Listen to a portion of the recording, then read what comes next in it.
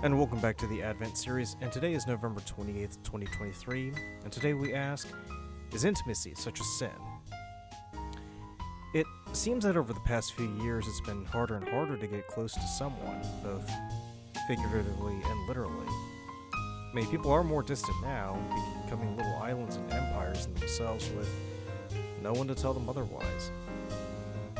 It would seem that pride, then, is the root of isolation. I mean, even without external factors like a global pandemic, we cannot bear to have anyone else tell us what to do or make a change without it becoming a seismic shift in the relationship. I mean, we would have to compromise back in the day to accommodate the other, in essence, making the other half happy than half full. But that seems to have gone by the wayside now, because the mechanisms that we have were meant to allow for a closer relationship with intimacy have been scrapped. And let's not forget about the movements of the 2010s. As a man, I found it appalling, yet not surprising, that a lot of male figures were accused of sexual crimes. And that seemed like a step forward because it wasn't right for what they were doing. But then women were beginning to accuse every man under the sun of past crimes, whether real or imagined, ruining them. And it made me wonder if this was the movement, to really bring down the patriarchy through any means necessary.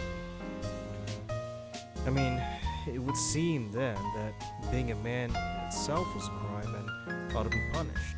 And then there was toxic masculinity, and that being a man, in the traditional sense, was an offense to everyone.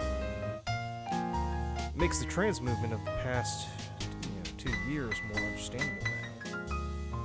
I mean, who would want to be a man if all you are is just vilified? But besides that, at least with shift where we withdrew.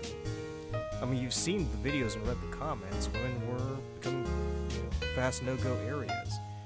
They were becoming liabilities and assets. I mean, who would want to shack up with someone who could turn around the next day and accuse you of horrible things? I mean, who would want to deal with someone who heaps unrealistic demands without doing so much on their part? And yet, when called to task, we're called sexist and predator. I mean, the closest that we sang of in songs and made into kitschy films evaporated. The closest now was at one's own risk and further divided the genders. I mean, the attempt to equalize had the opposite effect, and no one seemed interested in fixing the strain and repairing the relationship. Which makes intimacy such a feat. I mean, I don't mean in the carnal sense, but in the much deeper level that creates everlasting bonds between people that could not be severed. I mean, that exists in pockets, but it isn't ubiquitous. I mean, sure, we see facsimiles of it every day, but I get the gut feeling that it's not real. I mean, we're continually, hear of breakups and people being accused, and it's disquieting. I mean, should we give up on intimacy?